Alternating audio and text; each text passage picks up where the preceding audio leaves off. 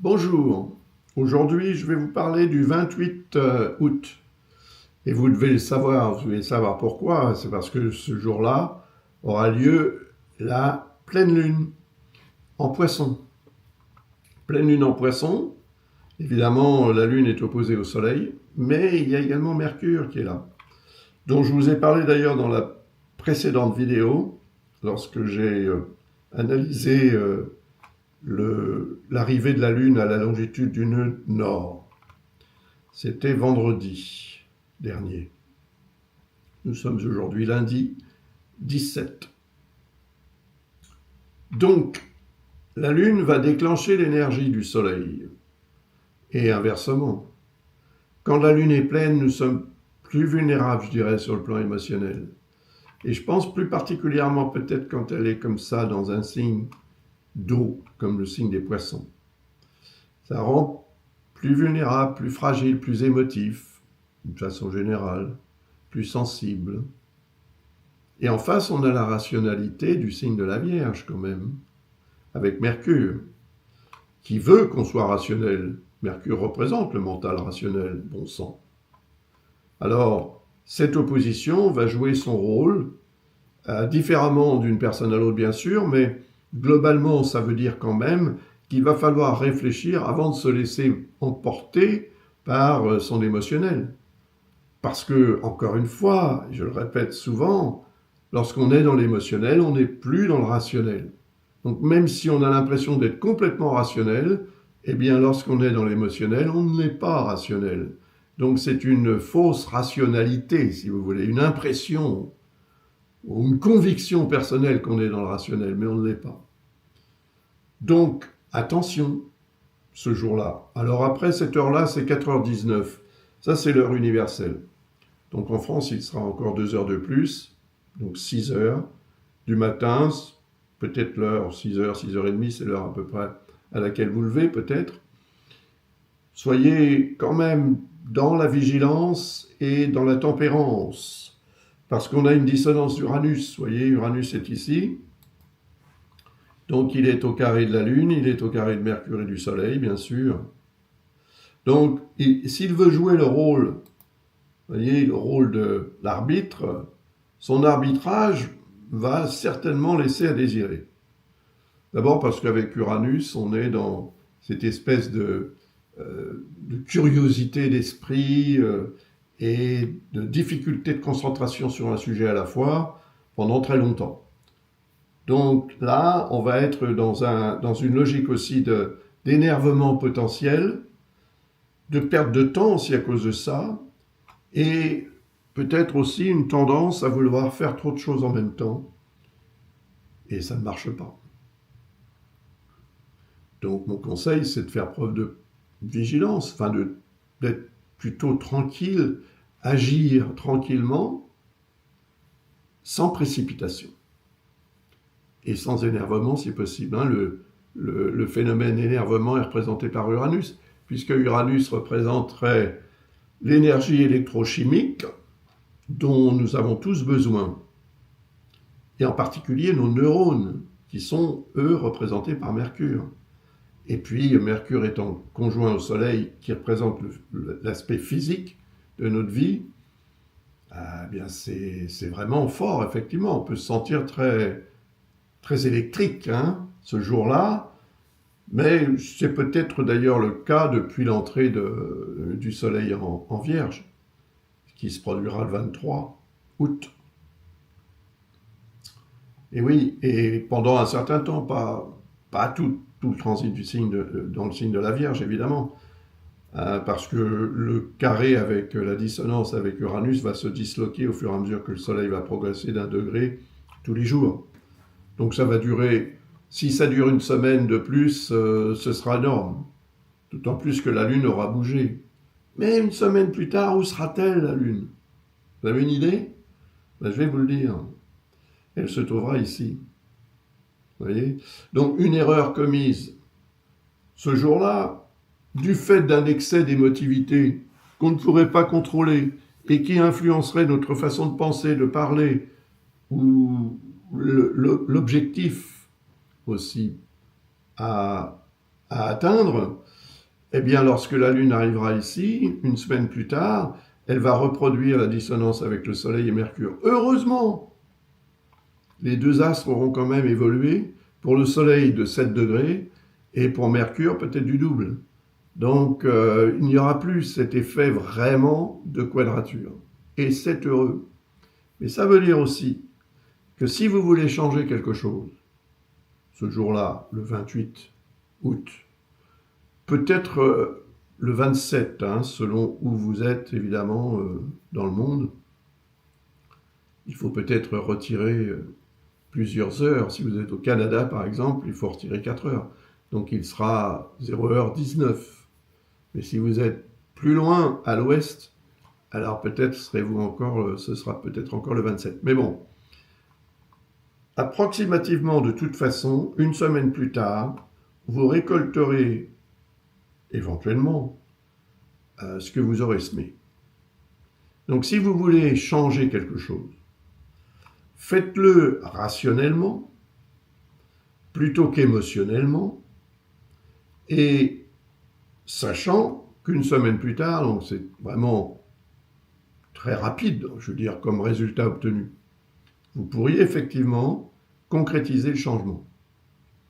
Alors ce changement peut être quelque chose de tout à fait ordinaire, je veux dire, pas extraordinaire, même si c'est sympathique et agréable pour différentes raisons.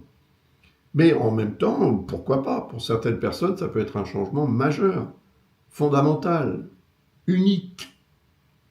Ah oui, formidable. Donc, agissez, oui, réfléchissez. Mercure va nous donner cette capacité, il est quand même en Vierge avec le Soleil. Donc, la capacité d'analyse va être amplifiée. Maintenant, il faudra éviter aussi de s'attarder sur les détails. Parce que les détails qui tuent, comme on dit, sont des détails qui peuvent vraiment mettre en péril l'ensemble, au demeurant très favorable auquel ces détails appartiennent. Vous voyez ? Donc, ça peut aussi indiquer la nécessité de changer de point de vue. Changer de point de vue permet d'avoir une autre vision des choses, c'est tout. Et c'est ce qui arrive quand on est gêné par quelque chose qui n'a pas entré dans le cadre d'une photo qu'on veut prendre, par exemple. On va se déplacer, donc on change son point de vue pour obtenir la meilleure photo possible. Et bien là, on est dans le même cas. Donc, si vous devez changer votre point de vue, décidez que ça va se faire. Ça ne se fera peut-être pas ce jour-là, mais cela peut aboutir à quelque chose d'intéressant, en ce qui concerne le changement évidemment, une semaine plus tard, lorsque la Lune arrivera à la longitude d'Uranus. Voilà. Donc, les deux quinconces qu'on voit ici signalent quand même une hésitation. Là, avec Pluton, on a ce qu'il faut remettre en question. C'est peut-être votre point de vue. Et avec Neptune, on a au contraire ce qui peut être une source de confusion. Et cette confusion peut provenir de l'émotionnel.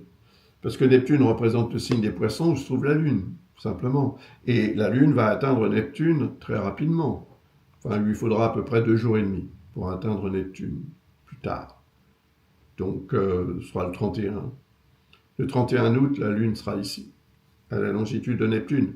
Donc le quinconce va se reproduire, mais bien que le Soleil et Mercure soient encore dans les parages, puisqu'ils n'auront bougé que de 2 degrés environ, un peu plus pour Mercure, eh bien l'effet de quinconce peut se manifester.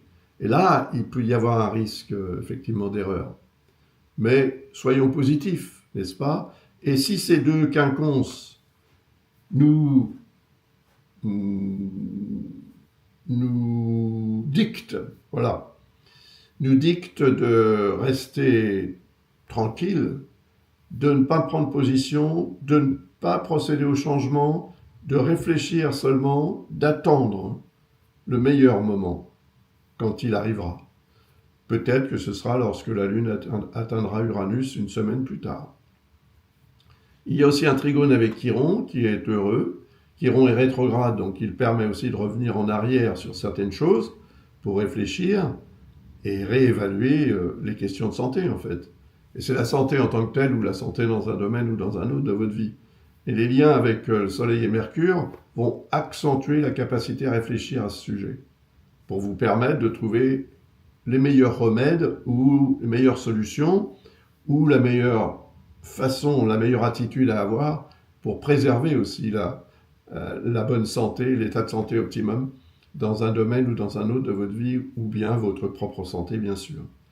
Voilà. Donc, c'est mon message pour ce jour-là. En fait, il y a un potentiel. Il y a un potentiel d'énervement aussi, hein, donc de précipitation représenté par Uranus. Attention à ça, ce serait dommage, parce que comme vous le voyez, Uranus forme quand même une dissonance avec la Lune et une dissonance avec le Soleil et Mercure, donc il va rendre l'atmosphère un peu électrique. Bon, ça peut représenter aussi une atmosphère marquée par des orages, par exemple. Peut-être des orages sur le plan météorologique, mais ça peut être aussi des orages là-haut, pour vous, ou dans votre environnement, dans les relations que vous entretenez avec ceux qui vous entourent. Parce que, en fait, cette dissonance Mercure-Uranus a un impact sur la patience, hein. Donc, la patience, non. Ce ne sera pas votre fort, ni le mien d'ailleurs, ce jour-là. Donc, voilà, il faut en prendre son parti et puis, éventuellement, prévenir ceux qui vous entourent. Parce que vous ne serez pas la seule personne à être impactée par cette configuration, bien sûr. Tout le monde le sera. Donc, ça veut dire que tout le monde sera un peu plus électrique. Ben oui. Voilà, écoutez, je vous souhaite le meilleur, hein. Prenez soin de vous et tout se passera bien, je pense. En tout cas, oui, j'ai préparé, et vous le trouverez ça sur le site de l'école Ablas, les informations pour le webinaire que je souhaite animer au sujet de la Lune noire, des lunes noires, les mystères de la Lune noire, ou les mystères de Lilith, si vous préférez, qui aura lieu le 19 septembre, sur Zoom, évidemment. Alors après, il y a quand même une proposition que j'ai faite qui reste en suspens, finalement, pour l'instant. Parce que j'ai reçu des épreuves du manga, du roman, et elles ne me satisfont pas du tout. Ce qui fait que je suis en train de le revoir encore une fois pour corriger certaines choses, améliorer ceci et cela, avant de le remettre en vente.